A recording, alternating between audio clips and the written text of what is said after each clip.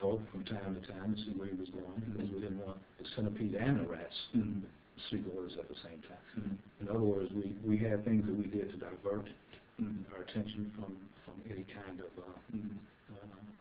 thoughts of mortality. You said there were tigers? We were aware of the tigers that were lower levels. We had to deal with that as well. Very interesting. It was also we could see other hills from there. There was friendly fire going on, so we would say, "Would you help? They don't kill us." And then we would take our showers with the little cans of water that we would have as best we could, and hope that the snipers wouldn't shoot the cans out of our hands. Just different things that would just divert us from the normal day-to-day.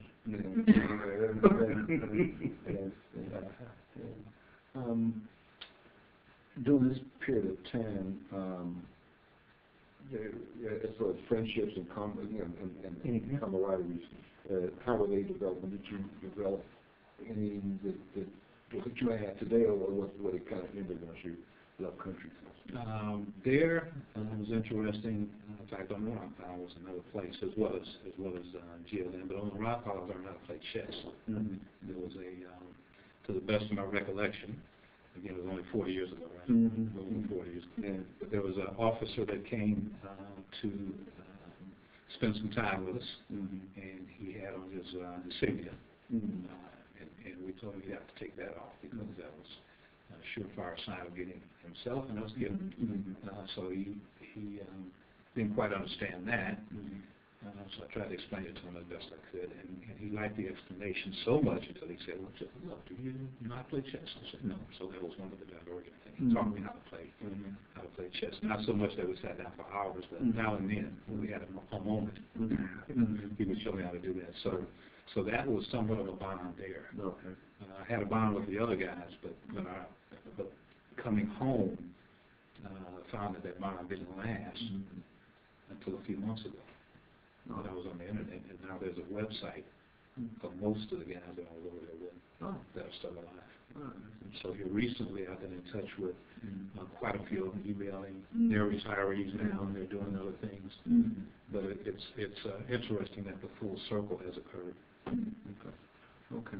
Yeah, back to Vietnam. What was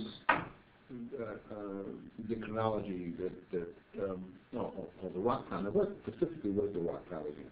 Now, the rock pile was actually just a big mountain. Okay. And that's where we could actually get we could actually get better intel. Okay. So it's a big mountain. It's just a big mountain. Okay. Yeah. Right. As far as casualties, I hate to keep looking on this, but what was, let's say, the most horrific thing that you might have seen, or can recall about this period of time? You could look at this on the camera here. So this is the rock pile. Okay. All right. So one of the things that occurred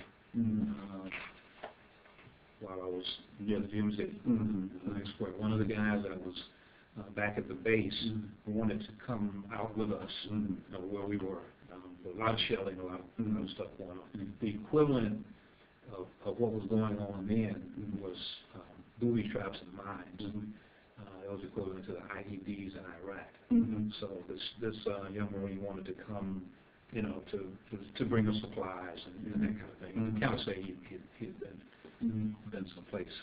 And I was told, I didn't see it, but I was told that they hit a mine and the shrapnel went up under his flak jacket, and that killed him. So we did some things as far as trying to do the last rights thing.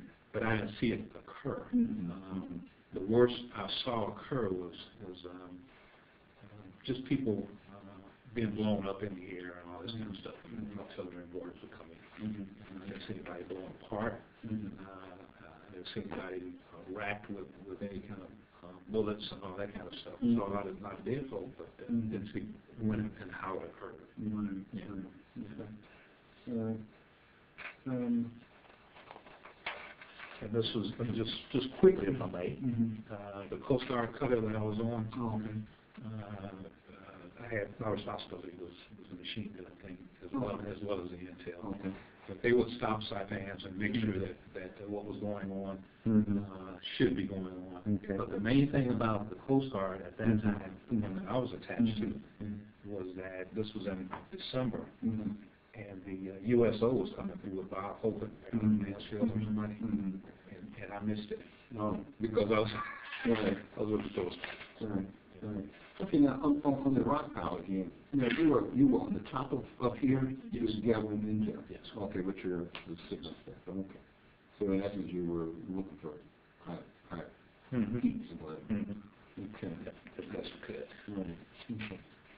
Okay. Did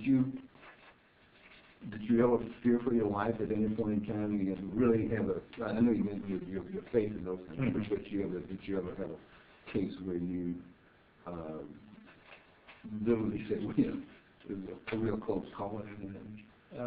All the time. All the time. Sure. Okay. Every day. But not so much until it was paralysis. It was that's just the way it was. And I'd already made,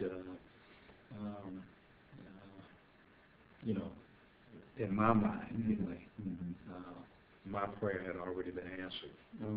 That I would either come back whole or not come back at all.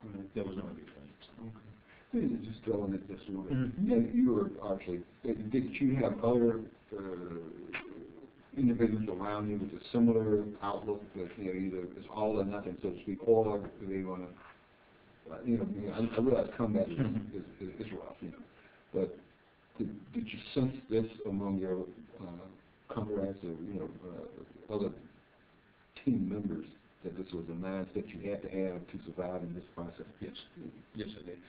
There were very few people crying about, or woe is me, I'm over here, and I'm going to die.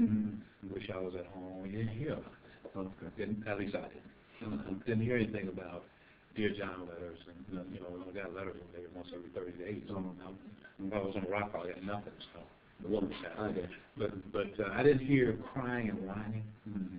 A lot of the guys were draftees. The older guys were draftees. I didn't hear them saying, why was I drafted? Why am I here? We had a job to do. And what kept us, I think, and it harkens back to the training.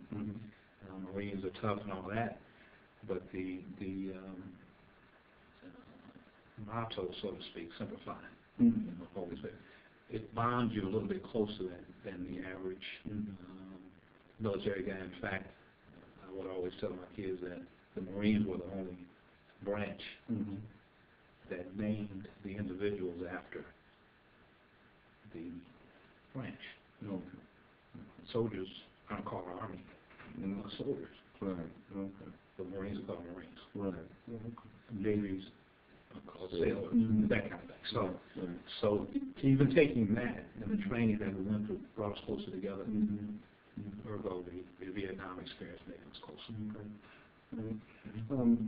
So you got promotions. You went in as a private and you went up to E5. Were you pretty much got all your promotions while you were in Vietnam, or was it a sort of progression? Okay. Again, from boot camp, like a PFC out of boot camp. So that was the first progression from private to PFC before I got out. And then Lance Corporal was next, and that was in Camp Virginia.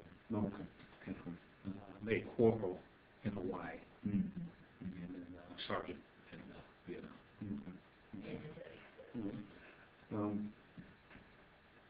How did you feel about being a sergeant in Vietnam? Did you have a squad you were responsible for? No, I didn't have a squad I was responsible for. I just had responsibility for the ones that were of the lower rank. But rank didn't count. Sure. Much like the story I told you about. Take off the children. Did